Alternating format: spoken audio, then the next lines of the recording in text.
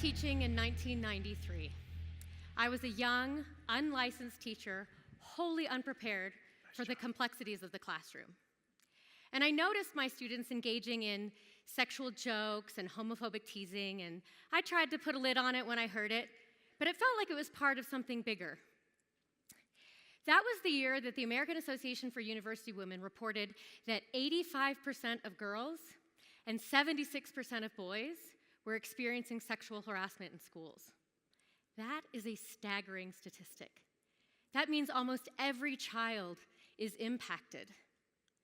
Can you think back and remember sexual jokes, games, homophobic name-calling that went on at your school?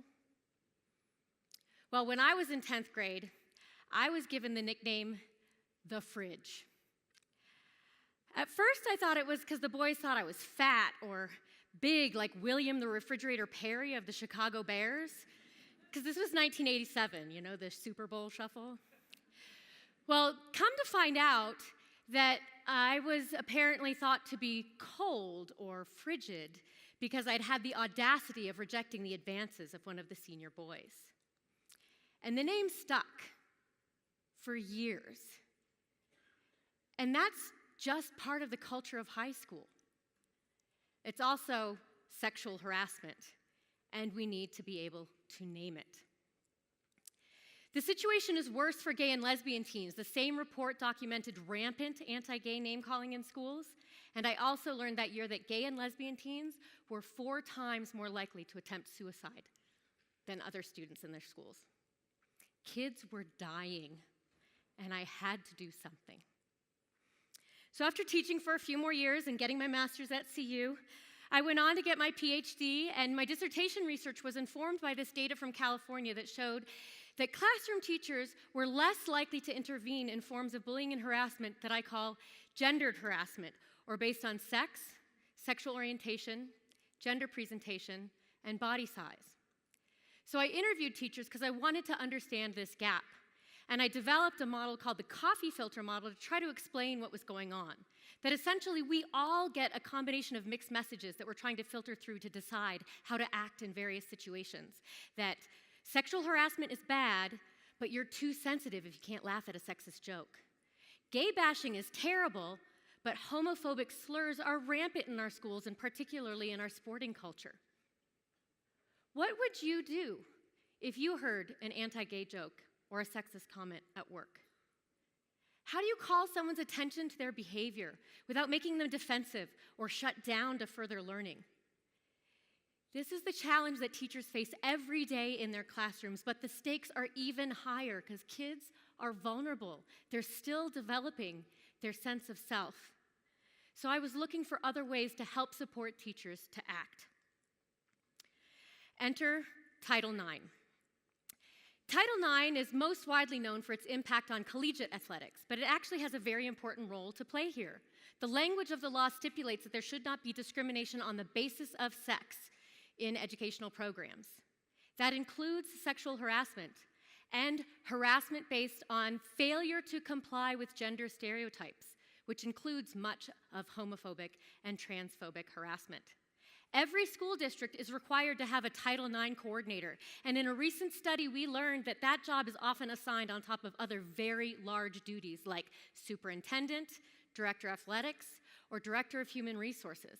So they're very limited, and all they do is react to official complaints once they're filed. It's been 25 years since I first started teaching, and gendered harassment is still prevalent in schools, but it had been decreasing slowly but steadily until recently.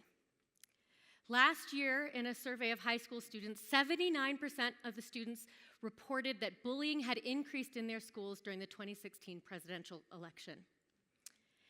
And during that time, many of those controversies were coming up as free speech issues in the classroom.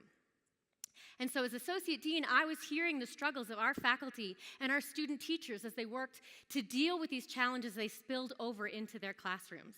So I surveyed K-12 and higher ed educators nationwide and found out that these free speech controversies were often categorized as racist, anti-LGBTQ, anti-immigrant, or sexist.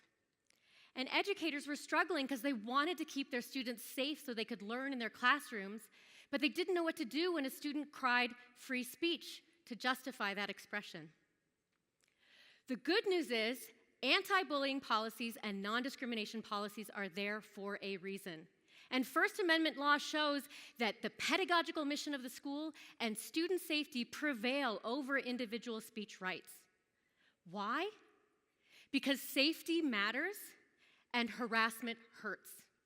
We know students exposed to harassment are vulnerable to a whole host of harms, including lower grades, poor attendance, dropping out, and other health issues including depression, drug and alcohol abuse, and suicide. We also know that those involved with bullying in elementary school are more likely to engage in homophobic harassment and dating violence in high school. This is why the gendered aspects of bullying are so important to understand and address explicitly. So in my own work, I work to try to improve educators' knowledge and confidence to stand up and take action against the harmful normative gender cultures in our schools. We had been making progress, but now we're starting to backslide. So what can we do? Well, we all can do more to educate ourselves and to take action to stand up against racism, sexism, homophobia, and transphobia when it shows itself in our communities.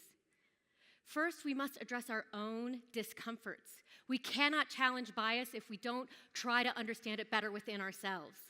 Then, we need to have honest conversations with our children about gender and sexuality in non-judgmental ways. Be open to hearing your kids' views and experiences. And if you hear something you don't like, don't freak out. It's going to shut down dialogue. You want to keep them talking. Third, pay attention to the media your kids use and take advantage of teachable moments to talk about sexual harassment and other forms of bias when it presents itself. We need to teach our kids to recognize harassment when it happens and to name it. We have to name it to change it. Many bullying prevention programs are slowly starting to incorporate issues of gender and bias in their curriculum. However, many still don't. The field is slowly starting to shift, but we need more voices calling for change. In our own coursework in the School of Education, these topics are integrated throughout teacher preparation in our graduate education programs, and I'm also involved in work with St. Vrain and Boulder Valley school districts around these topics. My work aims to make schools safer for all kids to engage and learn and grow, and parents and community members are important partners in that change. Be a voice for change and join me in ending bullying and bias in schools. Thank you.